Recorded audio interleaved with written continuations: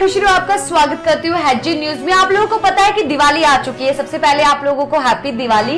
पर उसी के साथ आज एक अनोखा मामला हमारे सामने आया है, जहां पर एक देश में दिवाली तो मनाई जाती है, पर वहां पर दिवाली की जगह पर गणेश और लक्ष्मी की नहीं, वहां पर कुत्ते की पूजा की जाती है। तो चलिए जानते हैं इसके पीछे की वजह क्या है और वो कौन सा देश है, कौन सा शहर है जहां पर ये सब चीजें हो रही है। पर उससे पहले अगर आपने हमारा चैनल सब्सक्राइब नहीं किया तो हमारा चैनल सब्सक्राइब कर लीजिए, बेल आइकन को दबा दीजिए। जानकारी अच्छी लगी तो कमेंट बॉक्स में कमेंट जरूर करते हुए जाइए और साथ के साथ एक लाइक ठोकते हुए भी जरूर जाइए। तो शुरू करते हैं आज की न्यूज।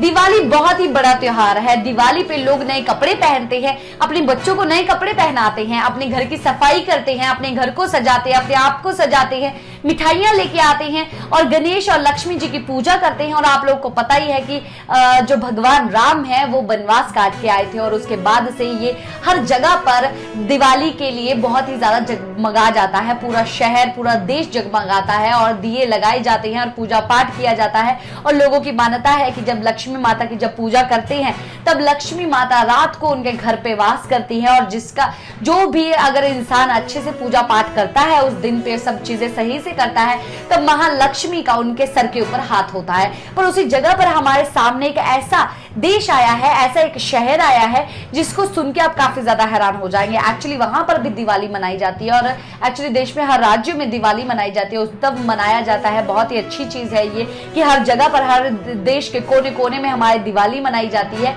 पर ये जो जगह है उसका नाम है नेपाल। नेपाल में एक्चुअली दिवाली तो मनाई जाती है, पर वहां पर दिवाली लगातार 5 दिन तक मनाई जाती है। और दिवाली के अगले ही दिन एक कुकुर त्योहार मनाया जाता है, जिसमें वो लोग अपने घर के कुत्तों को, बाहर के कुत्तों को पूजते हैं, उनको मिठाइयां खिलाते हैं, उनको तिलक लगाते हैं, उनको फूल चढ़ाते हैं और उसी के साथ उनकी फेवरेट मिठाइयां जैसे कि दूध हो गया, अंडा हो गया, ये खिलाया जाता है। और हर जगह पर कहीं पर भी उनको कुत्ता दिखाई देता है तब उसकी पूजा वो लोग हमेशा ही करते हैं। और इस दिवाली के मौके पर एक्चुअली वो लोग सिर्फ कुत्ते की नहीं, वो लोग बैल की और भी जो जानवर है उनके साथ रहते हैं। जो बैल है, गाय है, मछली है, सबकी वो लोग पूजा करते हैं। और इस चीज से पता चलता है कि ये सब चीजें बहुत ही ज्यादा महत्व रखती हैं। और नेपाल का ये कहना है कि एक्चुअली हम लोग इसलिए कुत्तों की पूजा करते हैं क्योंकि वो मालिक को मरने के बाद भी नहीं छोड़ता है और वो हमारे साथ हमेशा ही बरकरार रहे, हमारे साथ ही रहे, उसकी उम्र लंबी हो, इसके लिए हम लोग इस पूजा को बरकरार रखे हुए हैं। और ये इनकी बहुत सालों से ये मान्यता है।